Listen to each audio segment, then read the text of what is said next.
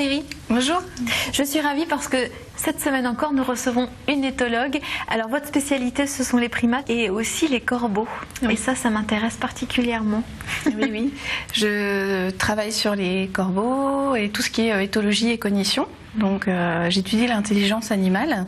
Alors, chez les primates au départ, et puis petit à petit, j'en suis venue à m'intéresser aux corbeaux. Oui, ça vous pèse cette image négative que les corbeaux ont, oui. Parce que vous ne l'avez plus du tout. Moi, je l'ai plus du tout. Et moi, je les vois comme des animaux curieux, drôles, un peu frondeurs, un peu fiers. Oui. Vous êtes nombreux dans la région à étudier les corbeaux ?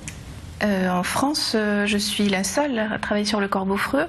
Il y a des collègues à Paris qui commencent à travailler sur le corbeau de Nouvelle-Calédonie. Et est-ce que le corbeau est menacé par l'homme ? En termes de population, pour l'instant non. Le grand corbeau a eu il y a eu tellement de chasse et de problèmes sur certaines populations qu'ils ont disparu de certaines régions. Maintenant, ils sont protégés dans ces zones en France. Par contre, les autres espèces, corneilles, corbeaux freux, sont pas protégés, sont même considérés comme nuisibles. Et du coup, en Alsace, on a beaucoup de destruction de population. On a plusieurs milliers d'oiseaux qui sont tués chaque année, ce qui me rend triste profondément. Et moi, ce que j'aimerais, c'est dire un petit peu stop au massacre. Il y a sûrement des moyens de travailler avec cette espèce, de vivre avec cette espèce et de faire en sorte que ce soit un peu plus harmonieux. Comment vous êtes arrivée à étudier les animaux ? Alors, ça vient d'une passion d'enfant. Où j'avais accès à des animaux donc à la ferme, en fait, j'habitais dans une ferme. Ça m'arrivait de me mettre à la place d'une vache et d'essayer d'être dans la tête d'une vache et de me dire mais comment elle voit le monde ? Est-ce qu'elle le voit en noir et blanc ? Est-ce qu'elle nous voit ? Qu'est-ce qu'elle voit exactement ? Et qu'est-ce qu'elle comprend de son monde ? Donc, c'est marrant ça, de se mettre à la place d'un animal.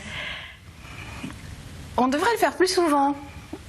Je trouve. On devrait plus souvent essayer de se mettre dans leur tête, même si on ferait forcément beaucoup d'erreurs parce que on n'a pas les outils pour comprendre ce qu'ils comprennent si on n'est pas spécialiste.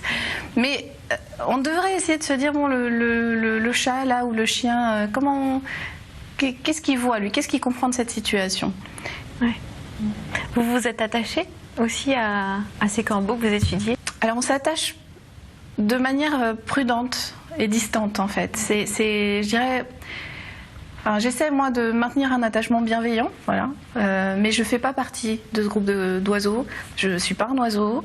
Je suis un être humain et moi j'ai besoin de disparaître dans le décor. Donc je vais jamais faire une démonstration d'affection qui n'a rien à faire ici, qui est complètement hors de propos. Et forcément, dans la vie de tous les jours, vous mettez en application certaines choses avec les êtres humains. Alors ça c'est... J'essaye de pas le faire.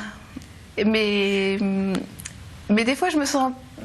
C'est bizarre parce que j'essaie de le stopper dans la vie de tous les jours, ce que j'arrive à faire très bien, mais à tel point que parfois je vais pas du tout anticiper le comportement des personnes de mon entourage parce que je refuse en fait de faire ça tout le temps.